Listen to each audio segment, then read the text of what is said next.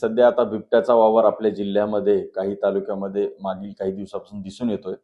त्याबाबत आम्ही जवळजवळ 10,000 पोस्टर्स तयार केलेले आहेत, जे की पोस्टर आपण शाळेमध्ये लावलेत, ग्रामपंचायत किंवा बाजाराच्या ठिकाणी, आणि गावामध्ये आपण मंदिराच्या तिथून लाऊडस्पीकरद्वारे जनजागृतीच्या सूचना देतोय. शाळेत मुलांना बसवून बिबट्याच्या बाबत काय दक्षता घ्यायला पाहिजे ते सुद्धा देतोय. एक जनरली जर आपल्याला बिबट्या दिसल्या तर सरळ आहे की आपण उभं राहणे, हात वरी करणे आणि स्तब्ध राहणे, आणि तो तशा वेळेस निघून जाईल किंवा थोडंफार मागं सरकणे, हे एक आहे.